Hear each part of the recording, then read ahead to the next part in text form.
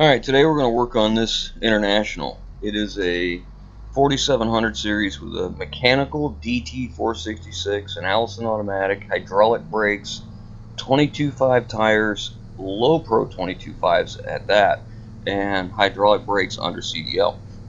Really great running and driving truck. It's well cared for, very clean mechanically speaking. Now the body has no rust on it, and the frame's in really nice shape, but the body's been repainted a couple times.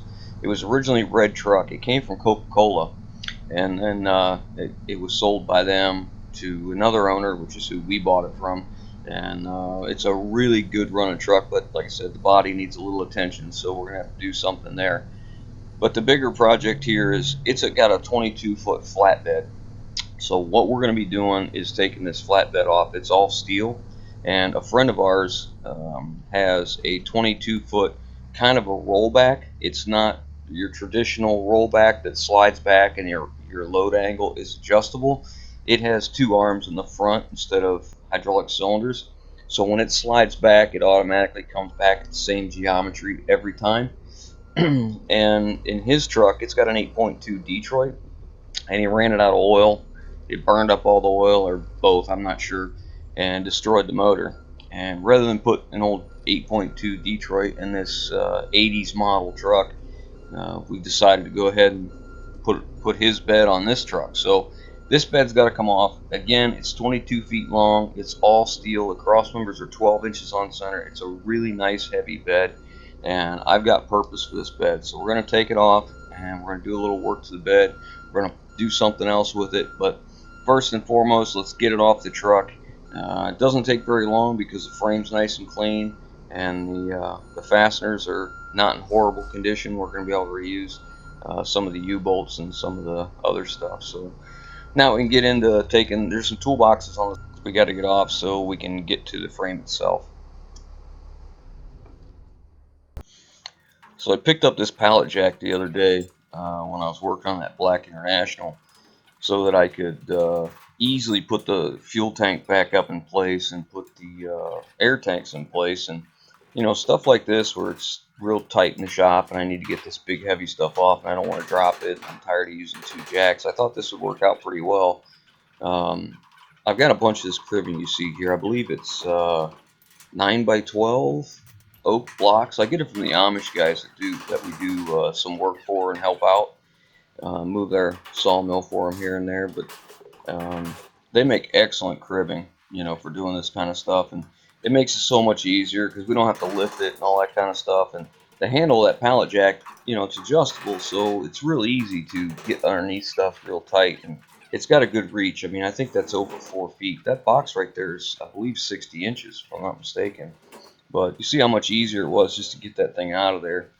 When we got it out, we'll get the other side off, and you can see we got a bunch of U-bolts holding that flatbed on, and then there's a couple pieces of C-channel that are welded to the flatbed that come down to the side of the frame. They've got bolt holes in them. We're taking them out right now. They're just a 3/4 headed bolt, so we're going to take them all out. This doesn't take very long at all. I think we started on this at sometime in the afternoon, like what, 2 o'clock or something. I can't remember what time, but by 4 o'clock we had the bed off, and I was ready to move on with the second phase of this little deal here. But yeah, I look all relaxed in there with my legs crossed and all that, but I'm spraying down all them U-bolts with PB Blaster, and when in hopes it's going to come loose. But yeah, look how nice that frame is. Now this truck's been stretched before. You can see here, that's the original leaf spring hanger right there. I believe that was the front one, if I'm not mistaken, being as low as it is in the frame where it's mounted. But someone stretched it to make it longer. I didn't measure to see what it was originally, but I'd be guessing it was probably 16 feet of frame total is what it used to be. But yeah, it comes apart really easy. These U-bolts, 9 times out of 10, I gotta heat them. And there was several of these that were stripped. Somebody tightened on them and they tightened too hard and just stripped the nuts out. So I end up just, burning them off the torch. But the majority of them were able to just heat them up a little bit, roll them off with a little Milwaukee 1/2 inch impact. I just had that thing serviced again. If you remember, many of you guys may know, last summer I had a problem with it. It was working just fine. I went back to go get it the next day, and I went to hit the trigger, and it wouldn't do anything. So I sent it out and had it fixed. Well, here about, what was it, 3 weeks ago, it did it again. So I had to send it out for warranty again. So I'm being sure that I use the one that's been warrantied several times. So if I have any troubles, I can get it right back to them, because when I called and talked to them, I told them it's the second time it's done the same thing, and they said, you know, they'll look at it, but, you know, if it does it again, they'll more than likely just replace it, not repair it. You guys, I don't know if you saw it here, but this bed's under a lot of tension right here. When I hit this with plasma cutter, you'll see it jump. Yeah, both sides did. It popped up a good ½ inch. That 2x4 is in there. It must be holding a lot of water. So now I'm making some stiff legs. I'm welding into the stake pockets. I do this on either side of the bed, on the one side of where I'm going to cut this thing. I've already cut the C-channel from underneath the main runners, and I figured out where I'm going to cut. The cross members are 12 inches on center, so what I'm doing is I'm running my flat stock of steel right there where I need to, and it's right up against the cross member. Then we'll cut this in half. That'll give me two 11-foot beds to work with. Now, the front one we have a use for already, and we'll have to do something with the tail pan here on the back of it. And we're going to do this on a budget. We're going to try and do this and not have to spend any money at the steel yard. I'm going to look around and see what I got to make a tail pan on this one. The other section, I'll probably build a nice headache rack or something like that for it. I'll see what I got for steel, but I'm just about ready to cut through this. And you can check it out. It falls perfectly. It works out pretty good.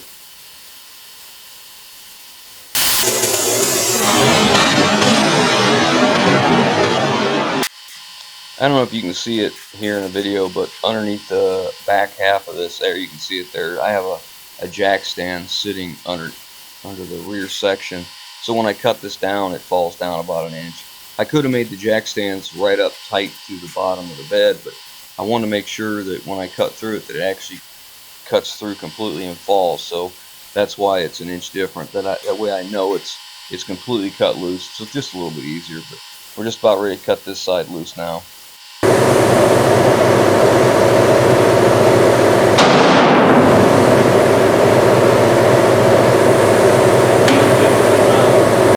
Well, that was about the best we could hope for, an uneventful cut. So now we're going to hook it to the grate all, get it out of our way so we can start working on the other half of this thing.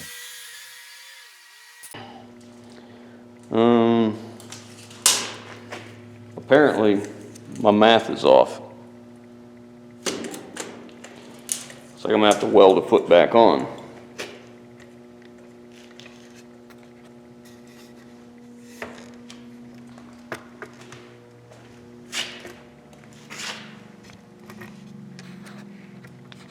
What are you doing there, lady? Nothing, I'm just holding the tape measure. Where are you holding the tape measure? A little bit Hey. further down. Where are you supposed to hold that tape measure? Up here, I just wanted to scare you. Mission accomplished. I really didn't think I could screw up a measurement like that bad. Yeah, I should have did a couple inches. Yeah, That would have been more real. a couple inches I probably would have believed. Now put it where it goes. Quit messing with me. Oh, that's a little better. All right, so I needed to cap off the rear of this bed after we cut it, because we didn't want just the end of the sheet metal out there. And I looked around, and a local yard to have a piece, go buy a piece of angle, because that's 3x5.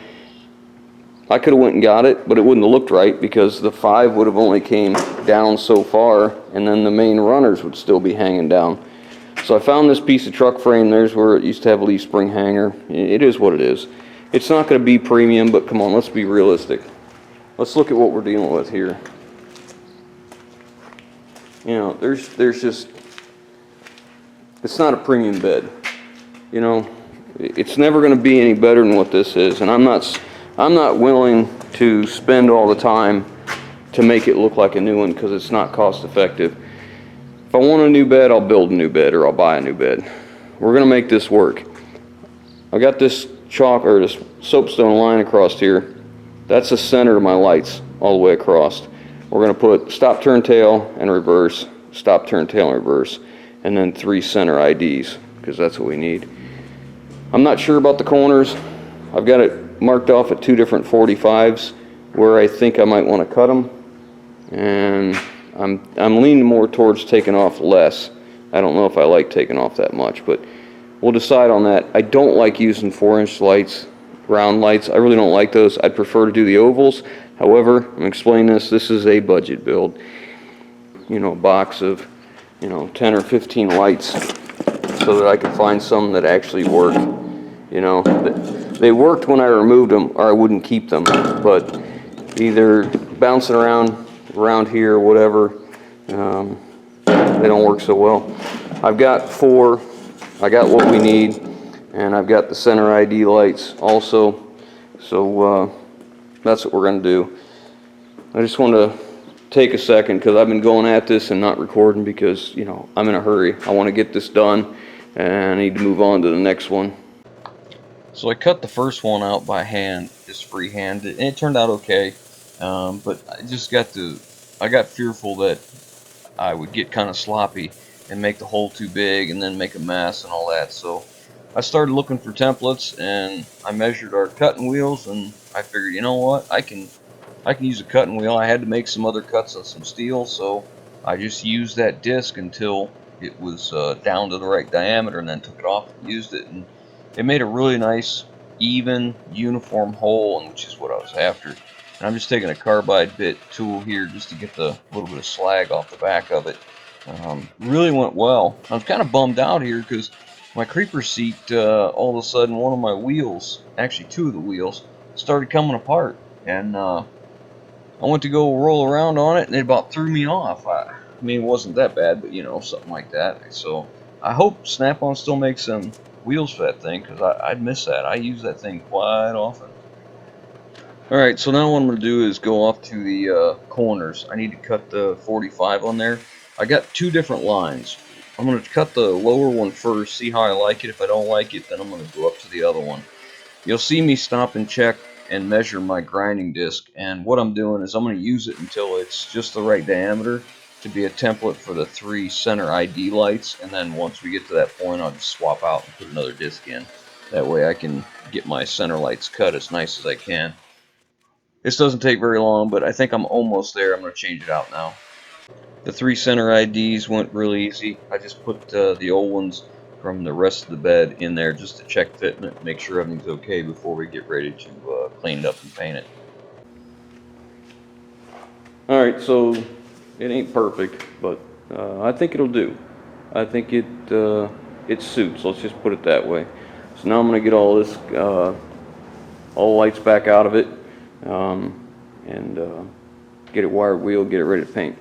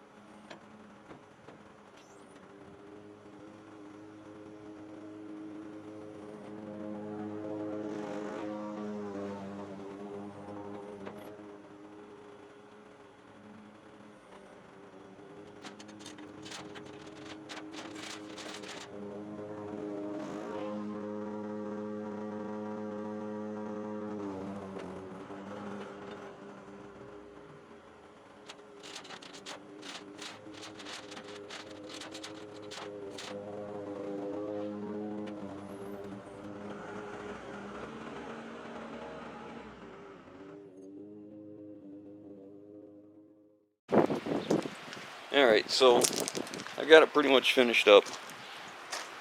About ready to put it on the truck. But I think that's where we're going to end it here. There's so much more to do. This video is going long. Next part of this, we'll be showing you the truck. We're going to put a hitch on the bottom of it, a hitch plate. So that's it for this one. If you guys like what we're doing, give us that thumbs up. If you haven't already, hit the subscribe button. Your comments down below, guys. Catch you on the next one.